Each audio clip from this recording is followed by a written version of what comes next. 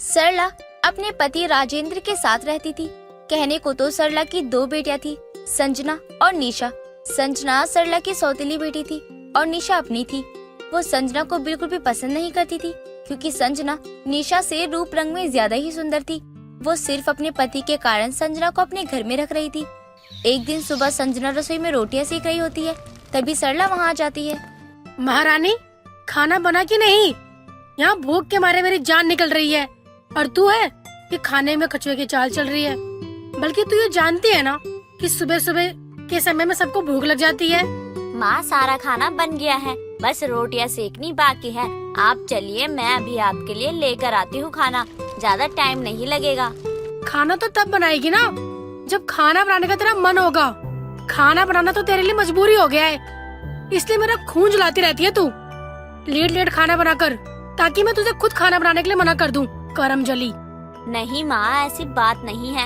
आप तो जानती है ना कि मुझे खाना बनाना बहुत पसंद है, तो भला मैं ऐसा क्यों सोचूंगी। संजना की बात सुनकर सरला को बहुत गुस्सा आता है और वो संजना का हाथ पकड़कर जलते तवे पर रख देती है और वो जोरों से चिल्लाने लगती है। तभी उसके पिता राजेंद्र वहाँ आते हैं। क्या हुआ बेटा? तुम ठीक तो हो ना? तुम चिल्लाए क्यों? आपकी आंखें कमजोर है क्या? आपको दिखाई नहीं दे रहा क्या? उसका हाथ जल गया है, तभी तो हाथ पकड़ के खड़ी है वो। हाँ, वो मुझे दिखाई दे रहा है, लेकिन इसका हाथ जला कैसे? जब ध्यान से काम नहीं करेगी तो हाथ ही जलेगा ना। आप कोई छोटी बच्ची तो है नहीं है जिसे हर चीज समझाई जाए। बेटा, ज्यादा दर्द तो नहीं हो रहा ना? नहीं पिताजी, मैं ठीक हूँ। सुन लिया ना आपने कि वो ठीक है। अब चलिए मेरे साथ, मुझे कुछ काम है आपसे। हाँ, चलता हूँ, लेकिन पहले इसके जले पे दवा तो लगा दूँ। वो खुद लगा लेगी, आप इतना मत सोचिए, ज्यादा नहीं जला है। सरला अपने पति का हाथ पकड़कर जबरदस्ती उसे अपने साथ लेकर चली जाती है और संजना अपने जले हाथों से ही रोते हुए सारी रोटियां सेकने लगती है। कुछ देर बाद वो सारा खाना डाइनिंग टेबल पर लगा देती है और सभी खाने के लिए बैठ जाते हैं। लेकिन जैसे ही संजना बैठने चलती है, सरला उसे रोक देती है। तू कहाँ जा रही है बैठने के लिए? अगर तू हम लोगों के साथ बैठ कर खाना खाएगी तो हमें खाना कौन देगा? तेरी मरी हुई माँ।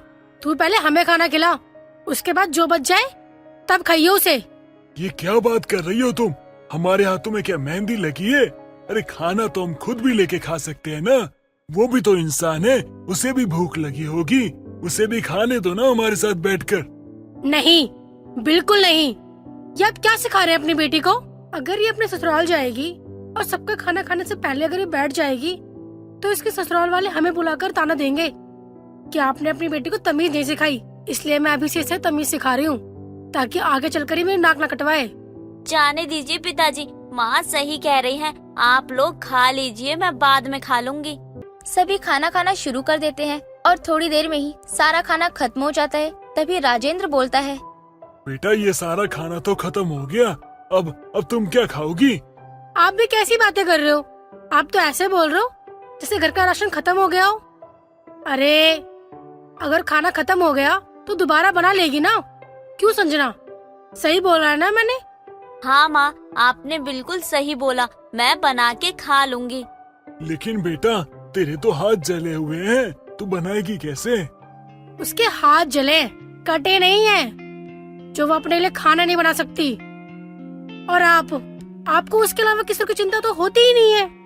अरे, मुझे तो सबकी चिंता है, लेकिन तुम्हें नहीं है। तुम बस निशा के बारे में सोचती हो। अरे, रसोई में जाने तक नहीं देती उसे, और इस बेचारी से सारा काम करवाती हो, साथ बैठ के खाना तक नहीं खाने देती। क्यों करती हो ऐसा इसके साथ? इसलिए ना क्योंकि ये तुम्हारी सौतेली बेटी है।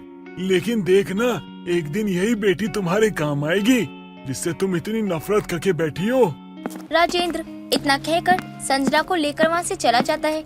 दिन गुजरते हैं, तभी एक दिन कार्तिक नाम के एक बहुत अमीर लड़के का रिश्ता आता है। सरला लड़के की फोटो देखकर राजेंद्र से बोलती है, जी सुनिए ना, देखिए ये लड़का कितना सुंदर है। मैं तो अपनी बेटी की शादी इसी लड़के के साथ करवाऊंगी। दोनों की जोड़ी बहुत अच्छी लगेगी। चलो, अच्छा है, कम से कम तुमने उसे बेटी तो माना। सुनकर अच्छा लगा।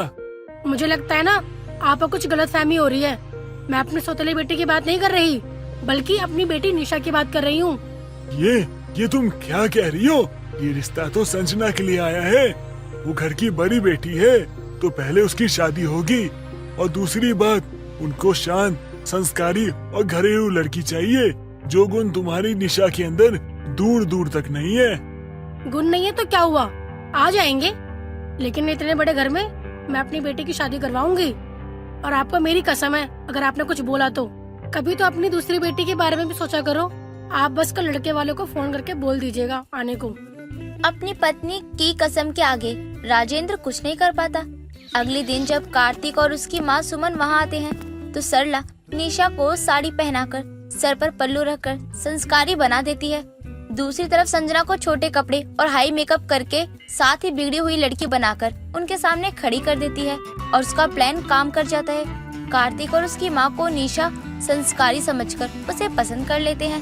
साथ ही शादी की डेट भी फाइनल कर देते हैं। कुछ दिनों बाद निशा गुस्से में साड़ी फेंकते अपनी माँ से कहती है, माँ ये साड़ी मुझसे नहीं पहनी जाएगी। मैं कोई बहन जी नहीं हूँ, बल्कि आज के जमाने की मॉडर्न लड़की हूँ। बेटी, आजकल के लोग मॉडर्न लड़कियों को गर्लफ्रेंड बना लेते हैं, लेकिन बीबी बनाने से पहले 100 बार सोचते हैं। इसलिए बकवास बंद कर अपनी, और शादी तक तू ये ड्रामा कर कि तू एक अच्छी और संस्कारी लड़की है। उसके बाद तू राज करेगी। पैसा ही पैसा होगा तेरे पास। पूरी जिंदगी ना बैठ के खाएगी तो भी कम नहीं पड़ेगा। माँ तो उस लड़के के पीछे पूरी तरह से पागल हो गई है।